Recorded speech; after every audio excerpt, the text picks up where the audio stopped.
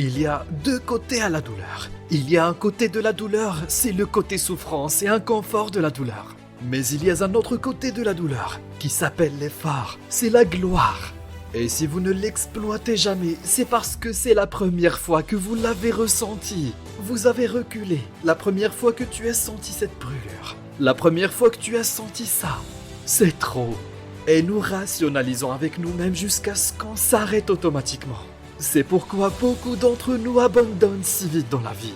Mais si je vous disais que la plus grande douleur de ma vie est la raison pour laquelle je suis ici aujourd'hui, vous voyez, parfois on pense que la douleur est ce qui nous contrôle. Mais c'est en fait notre subconscient. Si on l'exploite, c'est ce qui dicte la plupart de nos vies. Et littéralement ce que j'ai appris dans ces moments, c'est que je dois arrêter de m'écouter.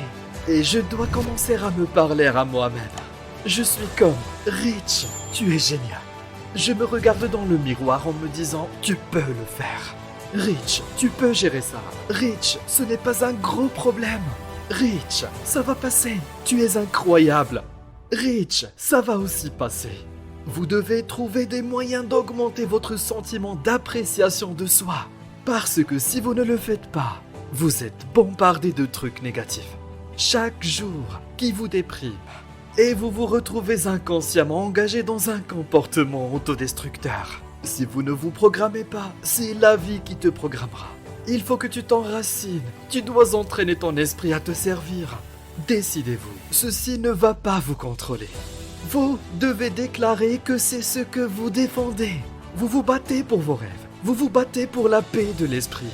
Vous vous battez pour la santé. Vous le voulez et vous allez tout faire pour l'avoir. Ça ne va pas être facile. Quand on veut changer, ce n'est pas facile. Si c'était vraiment facile, tout le monde le ferait. Mais si tu es sérieux, tu vas tout faire. Et dis-toi que malgré tout, c'est moi qui contrôle la situation. Je vais retourner cette situation. Je ne vais pas m'asseoir et gémir. Et pleurer sur ce qui s'est passé et ce qui a mal tourné. Et qui a fait quoi? Je vais faire quelque chose pour cette situation. Lorsque Dieu vous donne un rêve, ce rêve sera toujours mis à l'épreuve. La pression dans ta vie en ce moment a un but. Elle ne vous écrase pas, elle pousse ce qui est à l'intérieur de toi à l'extérieur. Elle vous montre qui vous êtes. C'est un combat de chien. Ça n'a pas été facile, c'est un combat de chien. La route n'a pas été un succès comme. C'est juste une route pavée. Allez de toute façon. Ça a été dur. C'était tordu, c'était dur. Mais j'ai décidé que j'obtiendrai une récompense pour la douleur que j'ai endurée. Je ne m'arrêterai pas au milieu du processus. Je ne serai pas vaincu. Je ne serai pas détruit. Je vais prendre tout ce qui arrive dans ma vie et je permettrai à la douleur de me pousser à la grandeur. Vous ne me briserez pas. Vous ne m'arrêterez pas. Tu ne me vaincras pas. Le seul moyen pour moi de perdre est d'abandonner. Ça va être un combat de chiens. Je choisis de me défendre. La vie est dure. Vous pouvez la laisser vous détruire. Ou vous pouvez la laisser vous construire. Tracez la ligne, mesdames et messieurs. Et dites simplement que ça suffit. Sortez de cette étroitesse d'esprit. Sortez de cette mentalité de vaincu. Éloignez-vous de ce cercle. Éloignez-vous de ces gens qui ne vous veulent pas de bien. Éloignez-vous de ces gens qui ne veulent pas que vous réussissez. Sortez de l'attente. Sortez. Il n'y a rien d'aussi puissant que l'esprit humain. Vous ne pouvez pas le détruire. Vous pouvez le pervertir. Mais vous ne pouvez pas le détruire. Si vous perdez le travail, gardez la foi.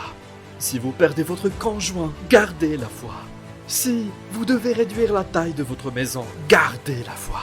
Si vous devez emménager chez votre mère, gardez la foi. Si vous êtes à bout de nerfs, gardez la foi. Si vous devez prendre le bus, gardez la foi.